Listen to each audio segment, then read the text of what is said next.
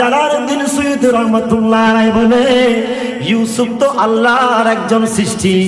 আল্লাহর সৃষ্টিকে দেখে যদি মিশরের রমণীগণ নিজের হাত নিজের অজান্তেই কাটতে পারে, আর সেই ইউসুফের সৃষ্টিকর্তা আমার দয়াল আল্লাহ কত বড় সুন্দর, সেই রবকে দেখতে পারলে মানুষ নিজের হাত কেন নিজের গর্দান পর্যন্ত আল্লাহর রাস্তায় দিয়ে দিবে।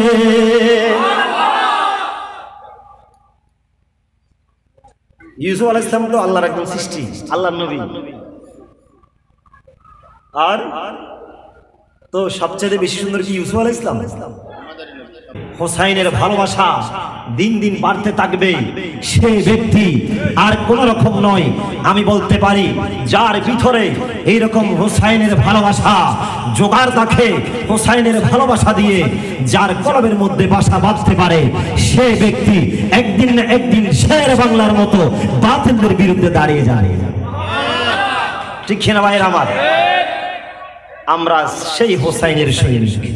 আল্লাহ তাআলা আমাদের কবুল করুন, আমিন। সবাই কারবালার স্মরণে আলোচনা করেছে। আমি একটু মিডিয়ার মাধ্যমে দেখতে পেয়েছিলাম। আমি একটু ভিন্ন পথে যাওয়ার চেষ্টা করবো ইনশাআল্লাহ, অল্প মাত্র সময় আছে। শায়খ মাওলানা আলহাজ আবু সুফিয়ান আল কাদেরী হুজুর কেবলা তিনি তাশরীফ এনেছেন, অল্পক্ষণের মধ্যে মঞ্চে আসবেন। কারবালার জমিনে শাহাদাত যারা বরণ করেছে, উহুদের জমিনে ইসলামের জন্য যারা প্রাণ বিসর্জন দিয়েছে, যারা ইসলামের জন্য, যেমন কি আমাদের শায়েখ আল্লামা নুরুল ইসলাম ফারুকী রাহমাতুল্লাহ, যিনি প্রাণ এমন ভাবে দিয়েছেন, হাসি মুখে দিয়ে দিয়েছেন।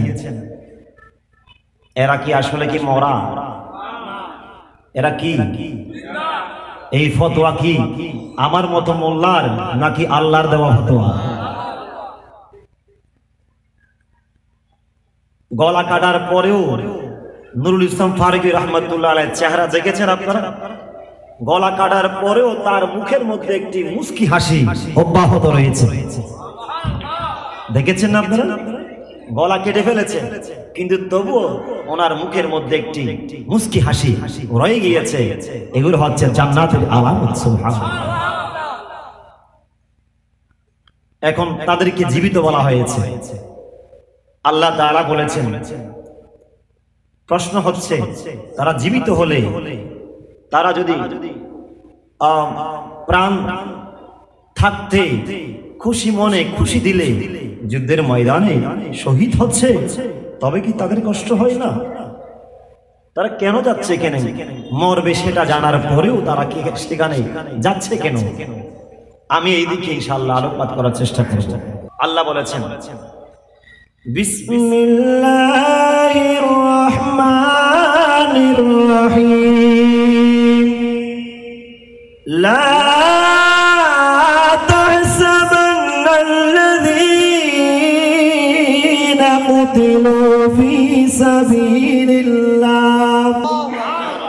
আল্লাহ বলেন, হে আমার বান্দা তোমরা শুনে নাও, যারা আমি আল্লাহর প্রেমে বিভোর হয়ে ইসলামের জন্য প্রাণ বিসর্জন দিয়েছে, শহীদ হয়ে যাচ্ছে, তোমরা তাদেরকে মরা বলবে দূরের কথা, মরা বলবে দূরের কথা, তাদেরকে মৃত বলে মরা বলেও ধারণাও করিও না। বলেছেন তারা মৃত বলে ধারণাও করবা না, বাল আহিয়াউন, আল্লাহ মৃত বলে ধারণা করব না, তবে তারা কি? আল্লাহ বলেন বাল আহিয়া, বরঞ্চ তারা জীবিত। শুধু জীবিত নয়, তারা আল্লাহর পক্ষ থেকে রিজিক প্রাপ্ত। তারা রিজিক পায়, শুধু জীবিত না, আল্লাহর পক্ষ থেকে কি পাচ্ছে তারা?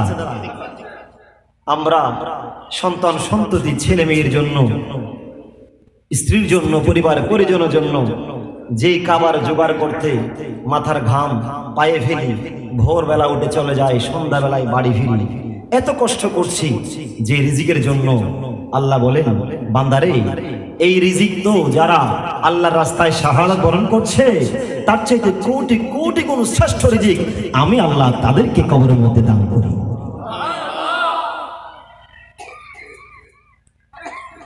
এই আয়াত কারিমা যখন নাজিল হলো, আমার দয়াল নবীর সাহাবী, এটা মুসলিম শরীফের হাদিসের মধ্যে আছে, হযরত আব্দুল্লাহ ইবনে মাসউদ রাদিয়াল্লাহু তাআলা তিনি বলেন, যখন এই আয়াত কারিমা নাজিল হলো, আমরা আল্লাহর নবীর কাছে প্রশ্ন করলাম, ইয়া রাসূলুল্লাহ, যারা আল্লাহর রাস্তায় শহীদ হয়, প্রাণ দিয়ে দেয়, যারা শাহাদাতের পিয়ালা পান করে, তারা তো অত্যন্ত দামি, নবী গো তারা কতটুকু দামি?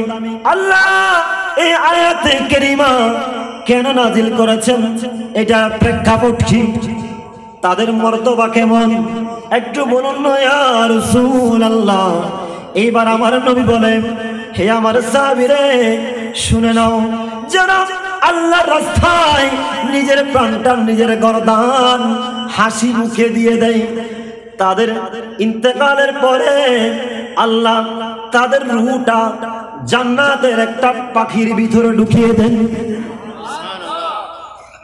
বড় করে বলবেন, জান্নাতের একটা পাখির ভিতরে শহীদের রূহটা নাকি ঢুকিয়ে দেন, আর ওই পাখিটা জান্নাতের বিভিন্ন জায়গার মধ্যে ঘুরে বেড়ায়, আল্লাহর দেওয়া অসংখ্য সুন্দর সুন্দর উত্তম উত্তম রিজিক গুলো তারা ভোগ করে, সেখান থেকে খায়।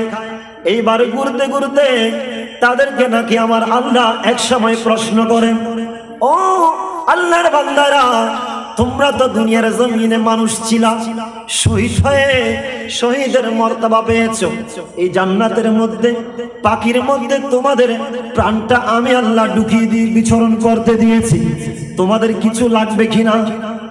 তারা নাকি জবাব দেয়, আল্লাহ আমাদের কিছু লাগবে না, তুমি তোমার সৃষ্টির মধ্যে আমাদেরকে শ্রেষ্ঠ মর্যাদা সম্পন্ন বানিয়েছো, এর চাইতে শহীদের চাইতে মর্তবাওয়ালা আমাদের আর হওয়ার শখ নাই। আল্লাহ তো নাকি তাদের দিকে কুদরতের দৃষ্টিতে তাকিয়ে থাকবেন। এইবার তারা বুঝে ফেলে, আমার আল্লাহ তো আমাদের কাছ থেকে কিছু শুনতে চাচ্ছে, আমরা কিছু চাইলে আল্লাহ খুশি হয়ে যায়। বান্দা যত চায় আল্লাহ তত খুশি হয়। আল্লাহ খুশি হয় যে, আরে বান্দা, দুনিয়ার জমিনে কত রকমের ফ্রুট আছে, ধন দৌলত আছে, বউ বেটি পুত্র সন্তান কন্যা সন্তান সবকিছু তোদের আছে, টাকার পরেও কোটি কোটি টাকার মালিক হওয়ার পরেও তবু তোরা বান্দা 5 ওয়াক্তে 5 বার আমি আল্লাহর কাছে এসে পড়স যে ইয়াকা না'বুদু ওয়া ইয়াকা নাস্তাঈন, আল্লাহ আমি তোমার বন্দেগী করি, তোমার ইবাদত করি এবং তোমার কাছ থেকে চাচ্ছি। প্রধানমন্ত্রীর কাছে চাই না, এমপি মিনিস্টারের কাছে চাই না, আল্লাহ তোমার কাছে যাচ্ছে। আল্লাহ বলে, বান্দারে আমি তো এটাতেই খুশি, তুই বান্দা যেখানে যাই না কেন, তুই যেখানে যাক না কেন, আমার বান্দা যত দূর যাক না কেন, আবারও আমি আল্লাহর কাছে আমার রহমতের আশায় আমার কাছে আসে। বান্দা যখন বলে ইয়াকা না'বুদু ওয়া ইয়াকা নাস্তাঈন, মোলা রে তোর জিকির করি, তোর ইবাদত করি, দুনিয়ার কারো গোলামি করি না, আমি আল্লাহ তোর গোলামি করি এবং তোর কাছ থেকে চাই। আল্লাহ বলে, বান্দা আমি এটাই তো চাচ্ছি, যা বান্দা কি লাগবে দিয়ে দিলাম, তোকে আমি দুনিয়া আখিরাতের কল্যাণ দান করব। আল্লাহ এই জন্য শিখিয়ে দিলেন, রব্বানা আতিনা ফিদ দুনিয়া হাসানাতাও ওয়া ফিল আখিরাতি হাসানাতাও ওয়া কিনা আযাবান নার। আল্লাহ আমি দুনিয়া এবং আখিরাতের কল্যাণ চাই এবং জাহান্নাম থেকে পানা চাই। আল্লাহ বলেন, বান্দারে শিখিয়ে দিলাম কোরআনের মধ্যে, তোরা পড়তেই থাকবি, আমি আল্লাহ তোদের গুনাহ মাফ করতেই থাকবো। রাসূল পাক বলেন, আল্লাহ কুদরতের দৃষ্টি দিবে না তাদের প্রতি, এইবার শহীদের আত্মাওয়ালা পাখিগুলো আল্লাহর কুদরতি দৃষ্টি দেখা মাত্র তারা বুঝতে পারবে আমার আল্লাহ চাই আমরা ওনার কাছ থেকে আরো কিছু চাই, তখন তিনি খুশি হবেন। এইবার তারা বলবে, তারা শহীদরা বলে, আল্লাহ তোমার কাছ থেকে কিছু চাইলে তুমি খুশি, তবে একটা জিনিস চাই, আল্লাহ দুনিয়ার জমিন থেকে একবার শহীদ হওয়ার মাধ্যমে আসলাম, আল্লাহ আমাদের একটা শখ, অন্য কোনো শখ নাই, সেই শখটা হলো আমাদেরকে আবার পুনরায় জীবিত করে দুনিয়ার জমিনে পাঠিয়ে দাও। আল্লাহ আমাদের গর্দানটা আবার হুসাইনের মতো বাতিলের বিরুদ্ধে যুদ্ধ করতে করতে তাদের তরবারের নিচে আমাদের গর্দানটা আবার ঝুঁকিয়ে দিব। আবার শহীদ হতে চাই, শহীদরা আবার শহীদ হতে চায়। কেন? মজা বেশি, মজা বেশি। হযরত জালালউদ্দিন সুয়ুতী রাহমাতুল্লাহ আলাইহি নাম শুনছেন না? জালালউদ্দিন সুয়ুতী ৭৫ বার দেখলেন নবীজি, এতবার দেখিবার পরও তৃপ্তি তাহার মিটল না। মদিনা আশিক মুমিনের ঠিকানা, মদিনা না দিদার চেয়ে কাঁদো তোমরা, দিদার চেয়ে হও না নবীর দিওয়ানা। মদিনা মদিনা আশিক মুমিনের ঠিকানা। আল্লাহুম্মা সাল্লি আলা সাইয়্যিদিনা মুহাম্মদ নবিনা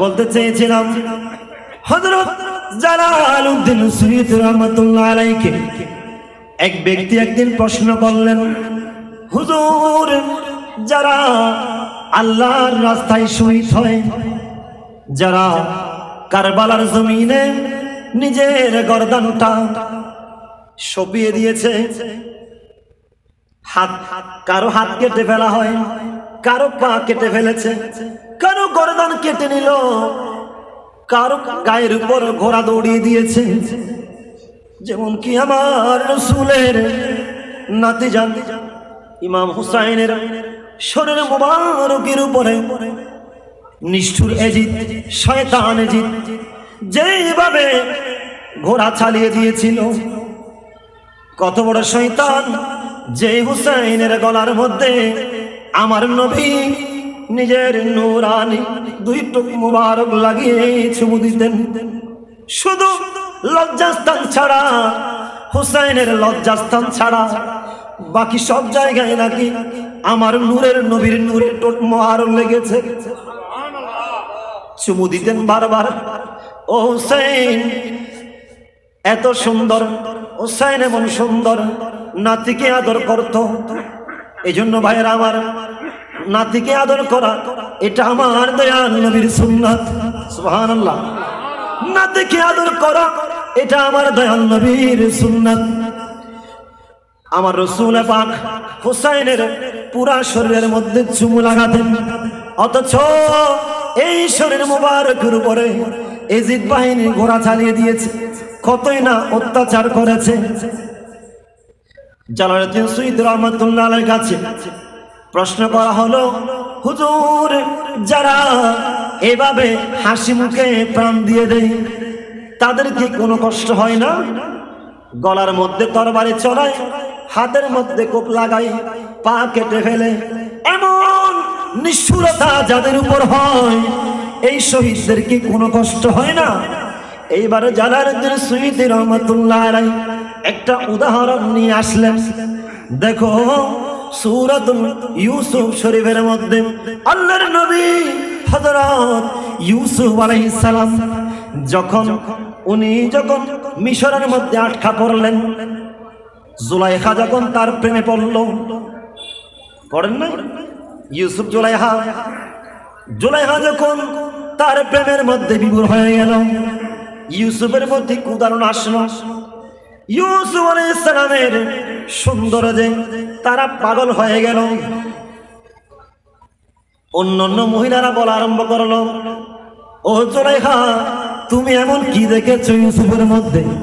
ইউসুফ তো একজন শুধুমাত্র দাস। নাউজুবিল্লাহ, বড় করে বলেন না। ইউসুফের মধ্যে কি পেয়েছো? কি এমন তার কাছে আছে যে তুমি পাগল হয়ে গেলা? এইবার জুলাইখা বলে, কি পেয়েছি তোমাদেরকে একটু দেখিয়ে দিব। আসো সবাই রাজদরবারের মধ্যে আসো, তোমরা প্রত্যেক জনের হাতের মধ্যে এক একটা ছুরি নাও, ফল কাটা আরম্ভ করো, কাটতে থাকো কাটতে থাকো। এইবারে ডাক দিল, কই তোমরা আমার ইউসুফকে নিয়ে আসো। যখন ইউসুফ আলাইহিস ইসলাম সম্মুখে যখন চলে যাচ্ছে, ওই মহিলারা যারা বলেছিল ইউসুফের কাছে এমন কি আছে, তুমি বাদশা পত্নী হওয়ার পরেও পাগল হয়ে গেলাম, কি আছে এমন? এবার তিনি বলে, তোমরা দেখো আমার ইউসুফ আসছে, তোমরা দেখো, কিন্তু কাটা বন্ধ করবো না। ইউসুফ আলাইহিস ইসলামকে দেখতে দেখতে তারা নিজের হাত পর্যন্ত কেটে ফেলেছে। সুবহানাল্লাহ, হাত পর্যন্ত কেটে ফেলেছে, কিন্তু তবুও ইউসুফ আলাইহিস ইসলামের সৌন্দর্য দেখা কোনো কমে নাই। এত সুন্দর ইউসুফ আলাইহিস সালাম, এত সুন্দর যে তার চেহারা দেখতে দেখতে নিজের হাত পর্যন্ত কেটে ফেলেছে, কোনো খবর নাই। এবার তিনি চলে গেলেন, কই তোমরা তো বলেছিলা ইউসুফের মধ্যে কিছু নাই, এখন তোমরা তোমাদের হাতের অবস্থা দেখো। দেখতে পেল তাদের একজনের হাতও ঠিক নাই, নিজের হাত নিজের ছুরির নিচে দিয়ে নিজেই কেটে কেটে রক্তাক্ত করেছে, স্বইচ্ছায় অনিচ্ছায় কেটে ফেলেছে, ইচ্ছাহীন অবস্থায় কেটে ফেলেছে। আর জালালউদ্দিন সুয়ুতী রাহমাতুল্লাহ আলাইহি বলে, ইউসুফ তো আল্লাহর একজন সৃষ্টি, আল্লাহর সৃষ্টিকে দেখে যদি মিশরের রমণীগণ নিজের হাত নিজের অজান্তে কাটতে পারে, আর সেই ইউসুফের সৃষ্টিকর্তা আমার দয়াল আল্লাহ কত বড় সুন্দর, সেই রবকে দেখতে পারলে মানুষ নিজের হাত কেন নিজের গর্দান পর্যন্ত আল্লাহর রাস্তায় দিয়ে দিবে।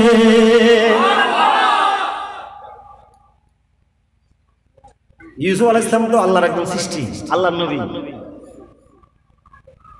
আর তো সবচেয়ে বেশি সুন্দর কি ইউসুফ আলাইহিস সালাম? সবচাইতে আল্লাহর সৃষ্টি জগতের সুন্দর কি ইউসুফ আলাইহিস সালাম? আমার নবী তো সবচাইতে, কি বলেন আপনারা, এর চাইতে বড় সুন্দর আছে? আর শুধু নবী না, আমার নবী যেই জায়গার মধ্যে আরাম করতেছেন, এই মদিনার মতো জায়গাও আপনি কোনো জায়গাতে পাবেন না।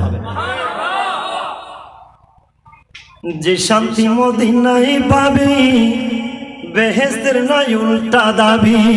সুবহানাল্লাহ, এত শান্তি, যে শান্তি মদিনায় পাবি, বেহেশতের নাই উল্টা দাবি।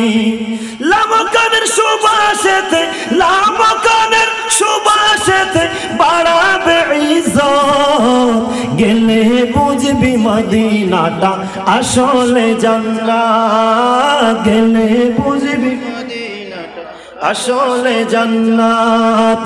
আজও কেন বিলম্ব মন দয়াল নবীর জিয়ারত, আজও কেন দয়াল নবীর জিয়ারত, আজও কেন বিলম্ব মন দয়াল নবীর জিয়ারত, গেলে বুঝবি মদিনাটা আসলে জান্নাত, গেলে বুঝবি মদিনাটা